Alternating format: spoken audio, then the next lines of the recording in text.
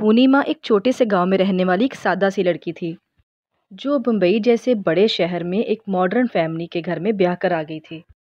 उसे वहां पर आए हुए अभी एक ही दिन हुआ था। अभी इतनी जल्दी वो सबको अच्छे से जान भी नहीं पाई थी। मम्मी, आपको पता तो था कि भाभी शुरू से ही गांव में रही हैं। आपने फिर भी विकास भैया से उनकी शादी करवा दी। पता नहीं, मुझे तो लगता है इसने और इसके बाप ने तुम्हारे बाप पर कोई जादू टूना कर दिया था, इसलिए तो इस गवार का रिश्ता लेकर आ गए। पर माँ, फंसा तो मैं ना। मेरे दोस्त कितना मुझ पर हंसेंगे कि शहर की मॉडर्न लड़कियां छोड़कर गांव की एक गंवार लड़की को ब्याह कर ले आया हूँ। और ये सब कुछ पापा की वजह से हो रहा है। वो तो मुझ पर ज़बरदस्ती कर रहे थे कि अगर मैं शादी के लिए ना माना तो वो मुझे जायदाद में से एक फूटी कौड़ी भी नहीं देंगे। अब क्या कर सकते हैं बेटा, अब तो शादी हो गई है। तभी कलावती की छोटी बहन आशा आ जाती है। बहुत कुछ कर सकती हैं दीदी, हमारे पास तो विकास की दूसरी शादी करने का भी ऑप्शन है। वैसे दीदी, मुझे नहीं लगता ये पूर्णिमा ज़्यादा देर यहाँ पर टिक सकेगी। इसको तो हमारे किसी भी शहरी शौक का नहीं पता। एक काम करते हैं दीदी, कल सबका खाना तो हम कर ही रहे हैं, इस नई बहू से पास्ता बनवाते हैं। और इसने तो आज तक पास्ते का नाम भी नहीं सुना होगा।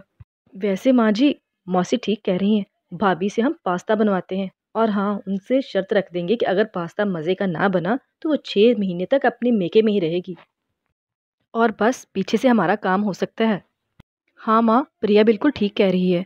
आप पुनी माँ के सामने यही शर्त रख दो कि अगर उसका पास्ता मज़े का ना बना तो हम उसको 6 महीने के लिए उसकी माँ के घर छोड़ आएंगे। हो सकता है माँ, उस गवार से इसी तरह मेरी जान छूट जाए। और वैसे भी माँ, आप कुछ टाइम के लिए उसको उसके मेके भेज ही दो। सबने मिलकर सोच लिया था कि अब किसी भी तरीके से पूनी माँ को उसके मेके भेज कर ही छोड़ेंगे। शाम को कलावती ने पूनी माँ को अपने कमरे में बुलाया और बोली, हाँ पूर्णिमा, कल जो हमारे घर में मेहमान आ रहे हैं उसमें तुम्हारे सुसर जी के भी दोस्त हैं और विकास के भी। तो इसलिए तुमको कल सबके लिए स्पेशल पास्ता रेडी करना है। पास्ता बनाना आता है ना? वो माँ, पास्ता? क्यों, क्या हुआ बहू, कोई परेशानी है क्या? अगर तुम कल मेहमानों के लिए पास्ता बनाने में फेल हो गई और उनके लिए मज़े का पास्ता ना बना पाई तो ये हमारी शर्त होगी कि तुम अगले 6 महीने तक अपने मेके में ही रहोगी। और हाँ बहू, जब तक तुम सारे शहरी खाने जिसमें पिज़्ज़ा, नूडल्स, पास्ता वगैरह वगैरह बनाना नहीं सीखोगी तब तक तुम इस घर में वापस नहीं आ सकती। अरे दीदी, पहले अपनी बहू से पास्ता तो बनवा लो, हो सकता है ये पास्ता बना ही ले और मेके जाने की नौबत ही ना आए। तुम जाओ बहू, जाकर आराम करो। आखिर तुमने कल सबके लिए पास्ता भी तो बनाना है ना। पूर्णिमा अपने कमरे में चली जाती है। आशा और कलावती एक दूसरे को देखकर हंसने लगती हैं। अगले दिन किचन में पास्ता बनाने की कोई भी तैयारी नहीं थी और ना ही पूर्णिमा की कोई मदद कर रहा था। पूर्णिमा अकेले ही किचन में खड़ी थी। तभी उसके ससुर हाथों में कुछ थैले लेकर वहां पर आकर खड़े हो जाते हैं। ये ले बहू, पास्ता बनाने का सामान, जो जो मेरी समझ में आया वो सारा ही मैं ले आया हूँ।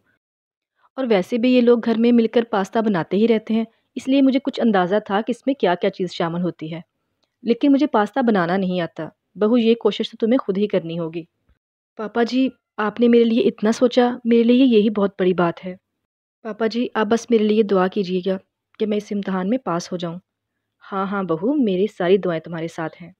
हाँ बहू, तुम इस इम्तिहान में ज़रूर पास हो जाओगी। आखिरकार वो वक्त आ गया है कि अब सबको पता चल ही जाए आखिर मेरी बहू कौन है। सब लोग हॉल में नई बहू के हाथ का पास्ता खाने का वेट कर रहे थे। वैसे माँ, मैं किचन में देख कर आती हूँ कि भाभी से पास्ता बना भी है कि नहीं। वैसे मुझे नहीं लगता कि भाभी पास्ता बना पाएंगी, उनको तो बस देसी खाने ही बनाने आते हैं। हाँ हाँ, जा देख के आ। आखिरकार किचन में इतनी देर से कर क्या रही है। जैसे ही प्रियंका किचन में पहुंचती है तो वो देखती है कि उसकी भाभी जान अपने हाथ में पास्ता की प्लेट सजाए हुए लेकर आ रही होती है। पास्ते की खुशबू पूरे घर में फैल रही थी। अरे वाह बहू, पास्ते की खुशबू तो बहुत ही प्यारी आ रही है। अब जल्दी जल्दी से मेहमानों को सर्व कर दो, और हाँ, सबसे पहले मुझे देना। जी पापा जी। वैसे माँ जी, आपके पास्ता में स्पाइसेस के लिए ऑर्गेनो ऊपर से छिड़काना है या आप अपने टेस्ट के अकॉर्डिंग देंगी? विकास, मैंने आपके लिए रेड सॉस पास्ता भी रेडी किया है। मुझे पता है कि आपको रेड सॉस पास्ता बहुत पसंद है। और हाँ प्रियंका, मैंने तुम्हारे लिए भी अलग से पास्ता बना दिया है जिसमें वेजिटेबल्स कम हैं। ये ले पापा, आपका हल्के मसाले वाला पास्ता। मैंने सबके टेस्ट के अकॉर्डिंग सबके लिए अलग अलग पास्ता रेडी कर दिया है।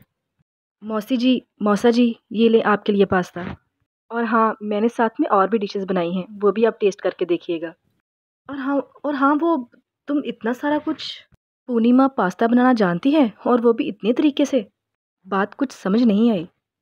हाँ दीदी, आप बिल्कुल ठीक कह रही हो। अभी तक ये माजरा मेरी समझ में भी नहीं आ रहा। ये तो गाँव की लड़की है और ये इतने तरीके से पास्ता बनाना कैसे जान सकती है?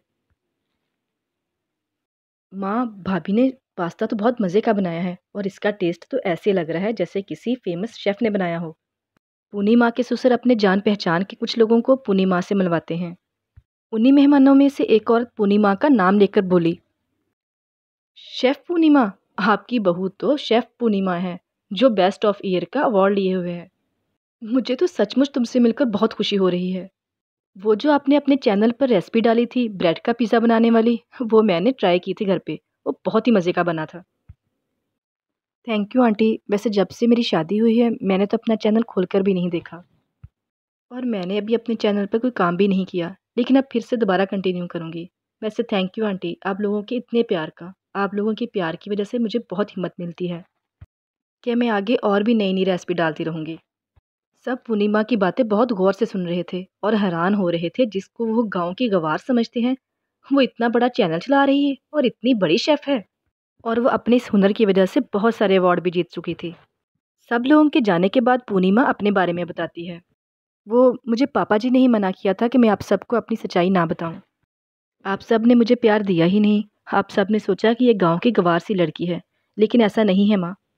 गांव की लड़कियां भी पढ़ी लिखी हो सकती हैं, अच्छे मुकाम तक पहुंच सकती हैं। मुझे बस आप लोगों की सोच को बदलना था।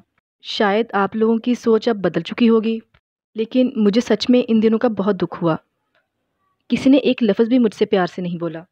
सब मुझसे नफ़रत ही करते रहे और मुझे इस घर से निकालने की कोशिश में लगे रहे। मैं अपना घर छोड़कर आई आप सबका प्यार पाने के लिए, अपनी पूरी ज़िंदगी आप लोगों के साथ गुजारने के लिए। लेकिन आप सब लोग मुझे यहाँ से निकालने का प्लान कर रहे थे। मैं सब जानती हूँ, मुझे सब जानकर बहुत दुख हुआ। अचानक बोलते-बोलते पूर्णिमा बहुत रो पड़ी। उसके साथ कलावती, प्रियंका और आयशा सब रो पड़े और विकास को भी अपनी गलती पर बहुत पछतावा था और वो सब बहुत शर्मिंदा थे कि उन्होंने पूर्णिमा के साथ कैसा सलूक किया। और फिर सब पूर्णिमा से माफ़ी मांगते हैं। मुझे माफ़ कर दो बहू, मैंने तुम्हारे साथ ठीक नहीं किया। हाँ बहू, हमें माफ़ कर दो, हम सच में तुम्हारे साथ बहुत गलत किया है। हाँ, आई एम सॉरी भाभी। हाँ पूर्णिमा, मुझे भी माफ़ कर दो, मैंने भी तुम्हारे साथ बहुत गलत किया था। इस तरह सबको अपनी गलती का एहसास हो जाता है और पूर्णिमा सबको माफ़ करके एक दोबारा से एक नई ज़िंदगी शुरू करती है।